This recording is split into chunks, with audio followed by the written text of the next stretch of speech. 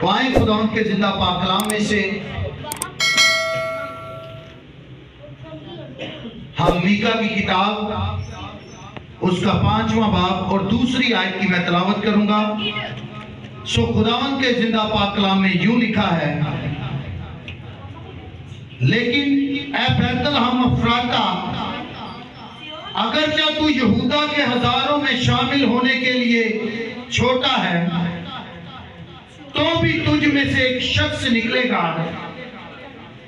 اور وہ میرے حضور اسرائیل کا حاکم ہوگا، اور اس کا مصدر کا مطلب ہے پرانا، زمانہ سابق، ہاں قدیم الایام سے ہے۔ پاک کلام کا پڑھا اور سنا جانا ہم سب کے لیے باعث سے برکت ہو۔ خداوند کا شکر ہو، آمین۔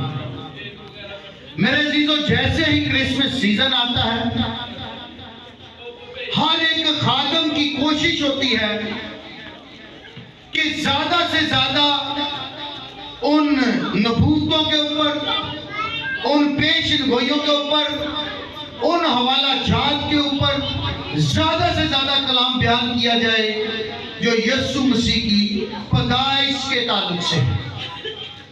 اور یہ جو آیت میں نے آپ کے سامنے پڑھی ہے، یہ ایک نبوت ہے، یہ ایک پیشن گوئی ہے جو یسوع مسیح کی پیدائش سے 500 سال پہلے کی گئی۔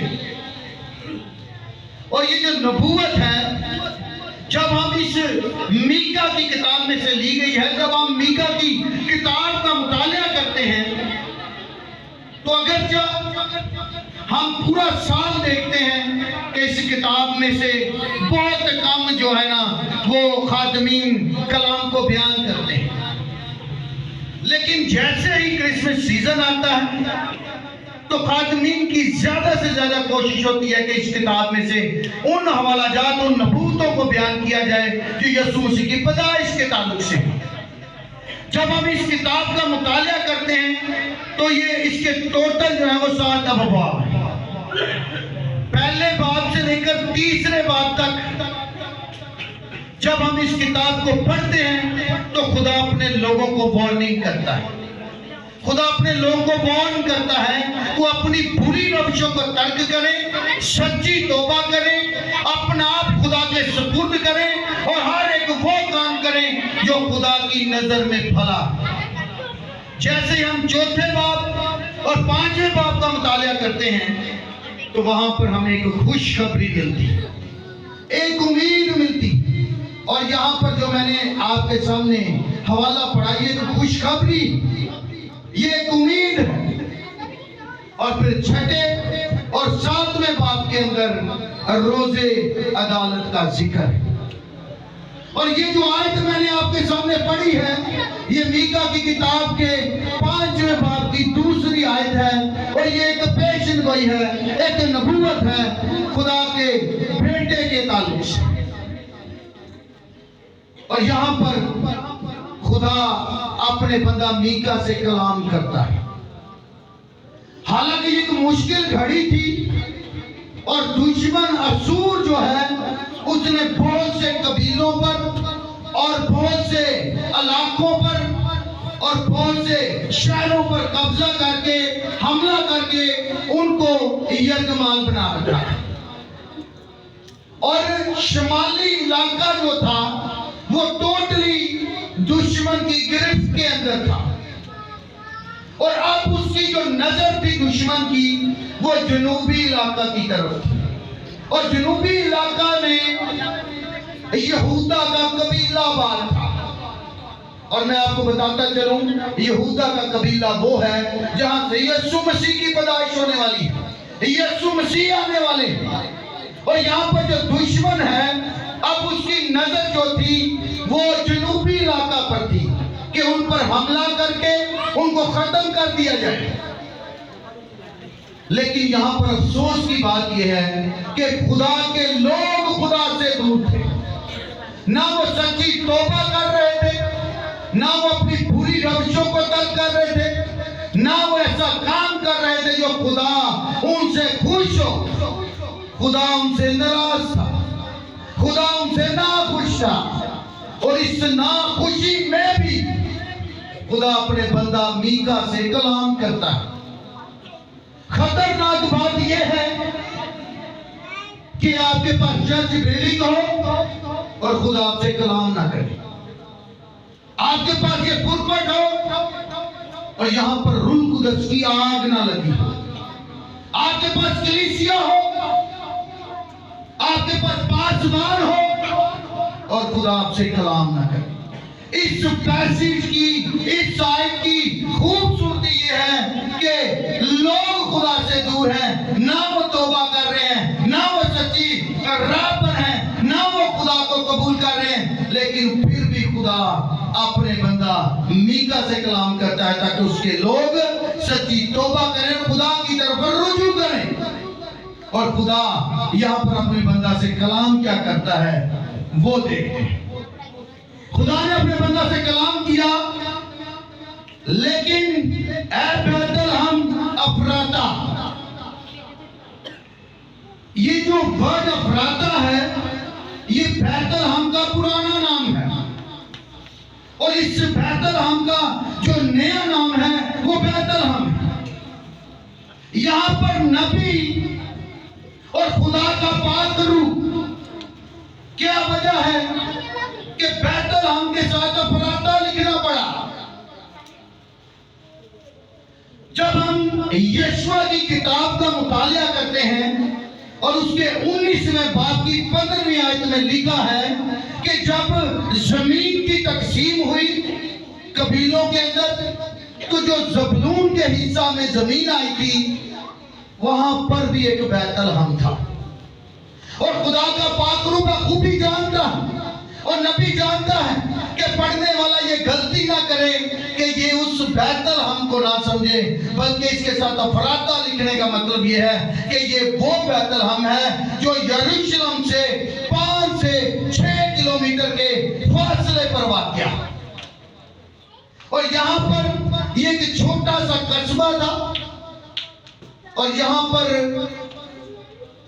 کاروبار بالکل زیرو، یہ ایک ریجیکٹڈ پلیس تھی، نہ کام کاج تھا، نہ کاروبار تھا، اور نہ ہی یہاں پر روپیہ پیسہ تھا۔ لوگ کاروبار کے لیے بڑے شہروں کی طرف رخ کرتے تھے، اور یہاں اس بیت لحم کے نام یہ پیغام ہے، اور یہ وہی بیت لحم ہے جہاں پر راحل کے بیٹے بنیامین کا جنم ہوا۔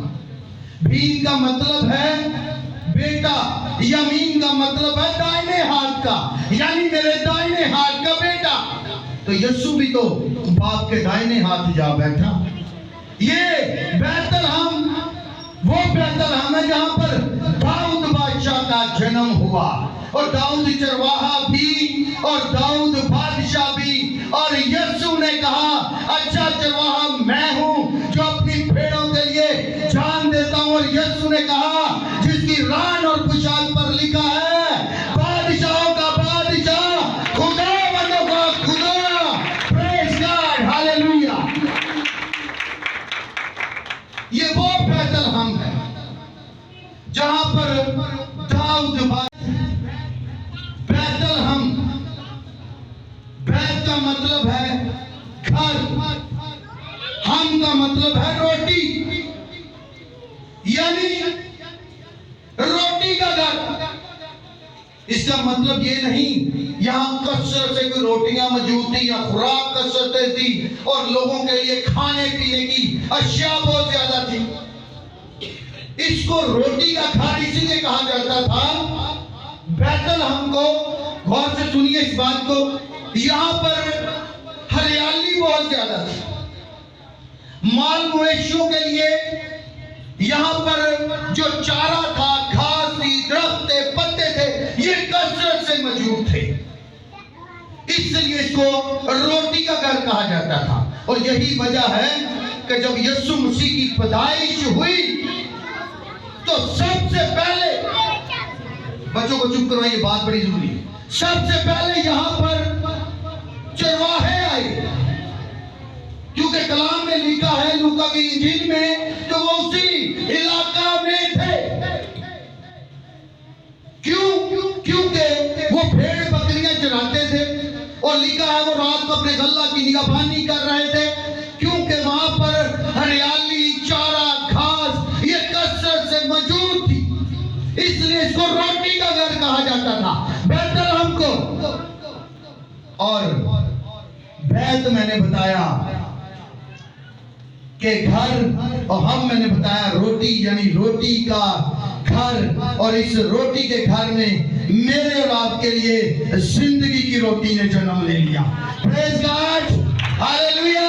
یسوع نے کہا جو کوئی اس روٹی میں سے کھاتا ہے وہ پھر بھوکا ہوگا، لیکن جو کوئی اس روٹی میں سے کھاتا ہے جو باپ آسمان سے اتارتا ہے وہ ابد تک بھوکا نہ ہوگا، اور وہ زندگی کی روٹی میں ہوں۔ پریز گاڈ۔ یسوع نے کہا وہ زندگی کی روٹی میں ہوں۔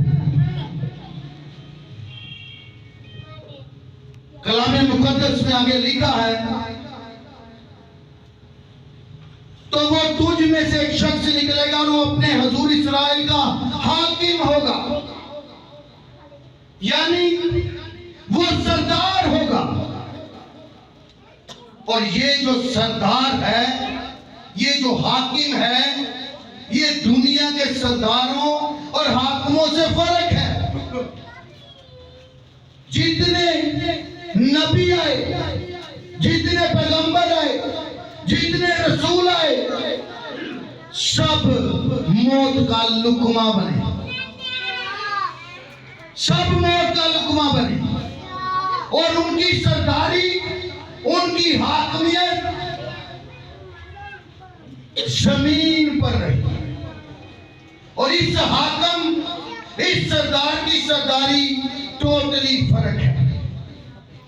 وہ آئے اور موت کا لقمہ بنے، لیکن یہ جو سردار ہے یہ اس لیے آیا کہ میں اور آپ نجات پا سکیں، یہ اس لیے آیا کہ ابلیس کے سر کو اپنے پاؤں کی ایڑی کے نیچے کچلے، یہ اس لیے آیا کہ موت اور قبر پر فتح پا کر مجھے اور آپ کو ہمیشہ کی زندگی دے۔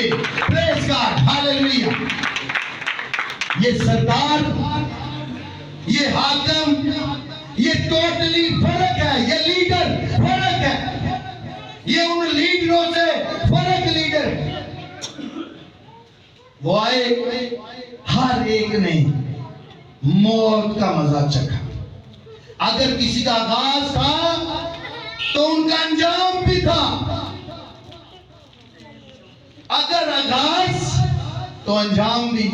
لیکن یہ جو لیڈر ہے یہ تو کہتا ہے آغاز بھی میں ہوں، انجام بھی میں ہوں، اول بھی میں ہوں، آخر بھی میں ہوں۔ اس سے پہلے کہ ابراہیم پیدا ہو میں تھا، میں ہوں اور میں رہوں گا۔ پریز گاڈ۔ اس حاکم کے لیے، اس کی سرداری کے لیے زوردار تالیاں بجائیں۔ پریز گاڈ، ہاللیلویا، ہاللیلویا، ہاللیلویا۔ آگے لکھا ہے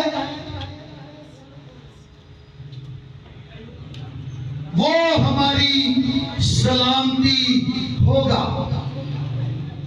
یہ نہیں لکھا کہ وہ ہمارے لیے سلامتی لائے گا، لکھا ہے وہ ہماری سلامتی ہوگا، یعنی جس کے آپ پیروکار ہیں، جس کے لیے آپ یہاں پر اکٹھے ہوئے ہیں اور دور دراز سے سردی میں آئے ہیں، وہ ذات خود سراپائے سلامتی ہے۔ ہاللیلویا۔ اس ذات کے لیے زوردار تالیاں بجائیں، جتنی آپ بجا سکتے ہیں اتنے زور سے بجائیں، کیونکہ وہ ذات تعریف، تمجید، حکمت، عزت کے لائق میرا اور آپ کا یسوع مسیح ناصری ہے۔ پریز گاڈ۔ لکھا ہے کہ وہ ہماری سلامتی ہوگا۔ اب سلامتی کن کے ساتھ؟ اس کا اطمینان کن کے ساتھ؟ اس کی صلح، اس کا اطمینان، اس کی تسلی، اس کی سلامتی۔ دیکھیں فرشتوں کا کیا پیغام تھا؟ فرشتوں کا پیغام تھا کہ عالم بالا پر खुदावन की तमजीद हो और जमीन पर उन आदमियों में जिनसे वो राजी है सुलह। किनसे? जिनसे वो राजी है। और वो किनसे राजी है? जो उसके हुक्मों पर अमल करते हैं, जो उसके आइन और कवानीन को फॉलो करते हैं। ऐसा नहीं कि आप अपनी मर्जी से सारे काम भी करें और कहेंगे खुदावंद मुझसे राजी है, ऐसा नहीं है। वो उनसे राजी है, उनके दरमियान उसका इत्मीनान है, उनके दरमियान उसकी तसल्ली है जो उसके हुक्मों पर अमल करते हैं। ये जो सरदार है, ये जो हाकिम है, ये अब दोबारा मुजस्सम होकर नहीं आएगा, ये अब दोबारा तजस्सुम होकर नहीं आएगा, बल्कि ये अब दिलदार बादलों पर सवार होकर आएगा। उसकी दुल्हन को उसके लिए तैयार होना है। आज क्रिसमस का मैसेज ये है कि अपने आप को, उसकी दुल्हन को उसके लिए तैयार करना है, ताकि उसके हुक्मों पर अमल करें, उसके आइन और कवानीन को फॉलो करें, ताकि जब वो आए तो आप हवा में उड़कर उसका इस्तकबाल करें और शर्मिंदा ना हो, बल्कि 1000 साल जिंदगी के अंदर उसके साथ शामिल होकर उसके नाम को जलाल दें। Praise God, hallelujah. तो वो दुल्हन एक्सेप्टेबल नहीं होती जिसके दाग और झुर्री हो। दुल्हन वो चाहिए जिसके ना दाग हो ना झुर्री हो। रूहानी बात है, हमें उन हुक्मों को मानना है जो यीशु ने दिए, ताकि जब वो आए तो शर्मिंदा ना हो, बल्कि हवा में उनका इस्तेमाल करके हमेशा की जिंदगी के वारिस बने। God bless you. खुदावंद आप सबको बरकत दे और क्रिसमस की ढेरों खुशियां आपको और आपकी फैमिलियों को मुबारक हो। Praise God. खुदावंद आप सबको बरकत दे, मसीह के नाम से आमीन।